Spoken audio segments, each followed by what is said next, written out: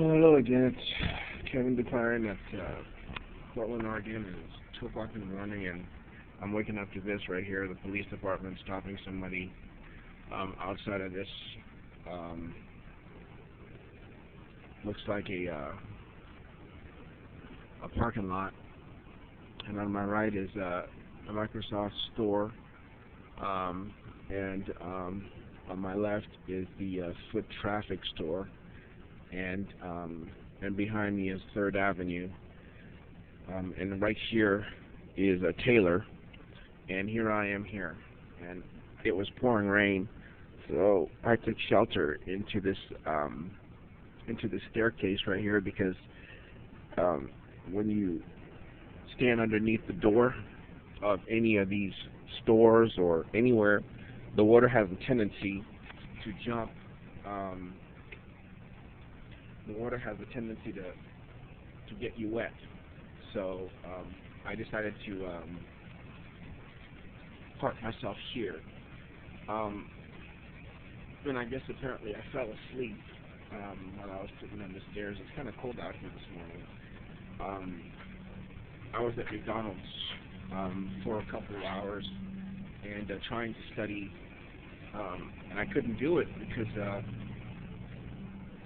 I guess MacArthur had some people there and pissing me off. Some of the girls were at the store talking under their breath, cutting me down. And hold on a second, let me see if this video is working. They were cutting me down. They wouldn't stop cutting me down. They wouldn't stop insulting me. I ended up moving twice. As soon as I walked in, they had Cicely Tyson on the television screen. Melinda had told me back a while back that she played a role in a movie or something, and it had something to do with my mother. I don't know. I never saw the movie. I don't know all of her movies. But anyway, not to insult the woman, I never said anything. She was on the screen for a few minutes, and the next thing I know, she was gone. They had other interviewers there. Anyway, I ended up moving my seat to another seat. And somehow or another, they had some women in there, blonde women with ponytails, and not exactly sure, Mexicans, mulatto kids. I don't know what they were communicating, but I was not a welcome committee, and they insulted me several times. They wouldn't stop insulting me for about an hour. It was raining out here, so I didn't want to be back out here. I ended up coming back to the park, Lonsdale Park, which is over there, about two blocks away, and sat down for a little while, and afterward ended up here. And all the time I've been here, it was pouring rain, and I think they came out. You know, they came out. They assaulted me, and I also fell into a dream state. I'm not exactly sure where I was. I don't know if I was dead or if I was dreaming. You know, I mean, it's like I'm not exactly sure which it was, if it was death or a dream. But as I'm talking now, I can't even remember what it was, what I was, where I was at, or what was going on the other side.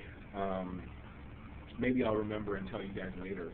But as I'm standing here before you now, my mind just grew blank, and it looks like the police department is either giving somebody a ticket or stopping somebody for something that they did, you know, that involves driving. But anyway, my mind just went completely blank. Don't know why.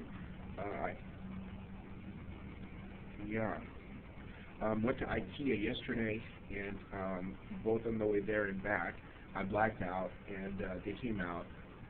They did that to my body.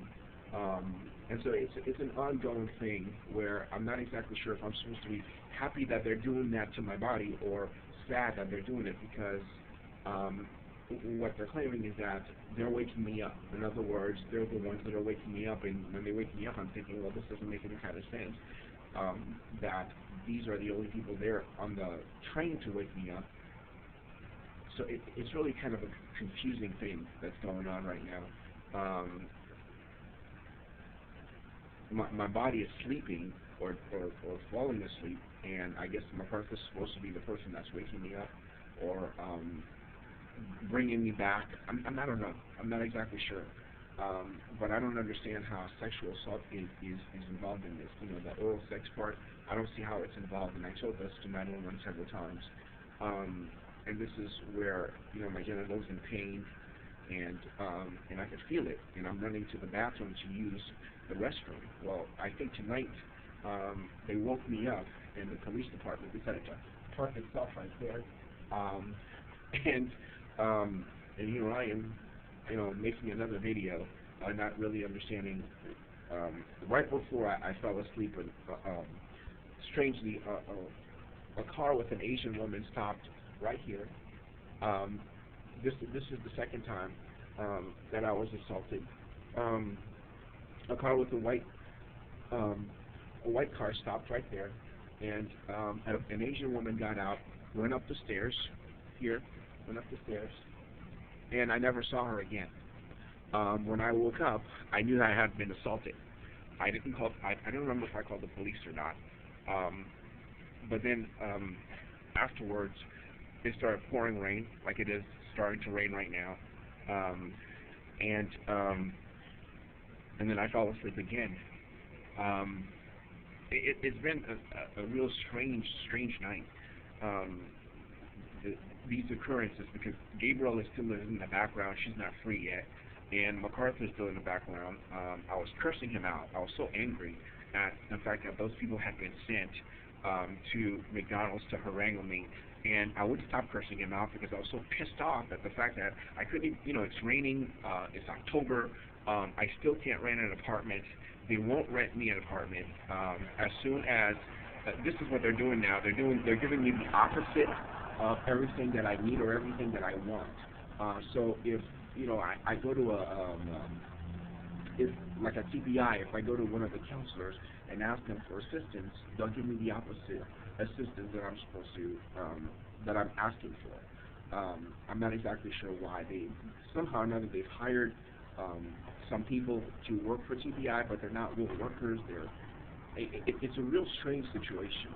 It's just getting stranger and stranger by the day, and I don't know where it's going to end up or what's going to end up happening to put an end to it. The police is driving away. And I am standing here now. But anyway, I dealt with MacArthur, and I lost it. I mean, I'm so angry with this man, with what has been going on, and I don't know if altogether it's him or if it's the plan that I'm dealing with. But you know, this is the same thing that had happened when I was on his property. Is that I was dealing with them in the background, and they wouldn't come out, or they wouldn't come clean. And so now here we are in Portland, Oregon, I don't know, 16 years later, still dealing with the same situation. And homeless, right, unemployed, and now trying to shield myself, shelter myself away from the rain at a staircase. I don't know if this is resolvable. I don't think John is ever going to come to his senses. I'm not exactly sure who I'm fighting, if it's the government, the gay community, or MacArthur himself. Franklin is, now it doesn't have to be Gabrielle herself, it could be anybody that wears the color orange. It could be any child or any man, any woman. A white woman, it doesn't have to be Melinda, it could be any European woman that has blonde hair, dyed hair, bleached hair, whatever. So the script has changed, and the script that was on Grace Mutual's property now is all over the nation. It's no longer the Mexicans. It no longer has to be Gerardo Hernandez. It could be any Hispanic gay guy that's a fag that could play the role of a subordinate or quote unquote tenancy. And so basically, what these people did was take the script of what I was living on Grace Mutual's property, and they're trying to rehash it or in other words, it's sort of like a repeat. You know, like I said yesterday on the video, it's a repeat. You know, all of those other people are taking the position. There is no Christ in this thing here. If John MacArthur, whatever it is that he's doing on Grace Mutual Church property, if it sounds Christian based, or if it seems as if it has some sort of divine influence, I would caution the American people to be careful, because I- on this side, John is not as holy and godly as it appears. He's a real charmer, and I don't trust him on this side. I don't know him on this side, but I'd caution the American people with what he's communicating to them on one side, and then being the very opposite on the other. I don't know where he is right now, but I know that he's nearby. He can hear me. He hears me on an intercom or whatever. He knows what I'm saying, and he knows that I stand against, not against the gospel, but against what he's doing. And so it's not like I'm talking behind his back. He knows everything I've ever said, to, for, or against. He knows I don't agree with this.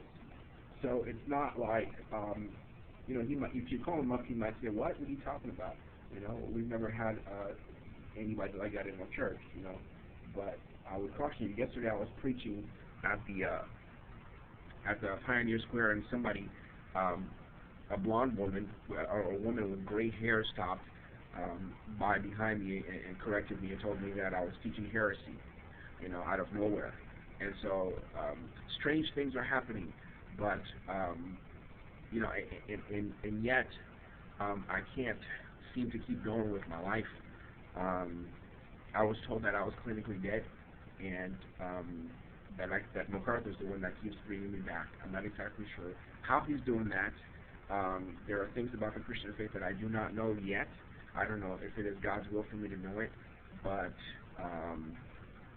at this point, it's just I'm trying to keep up. I'm trying to keep you up to date with what's going on. Those of you who knew me back in the day, and the things that are happening now, it's just it's strange. It's like I can't even explain these things. I don't have a way to explain them, because I don't even know what's really happening. I feel like I should be dead. You know what I'm saying? And I should feel. That's what it feels like. I should be in a casket somewhere, but somebody keeps bringing me back. So I don't know. We'll see what happens. It's about 2:15 in the morning to 20. So I have to run to the body now and see what happens.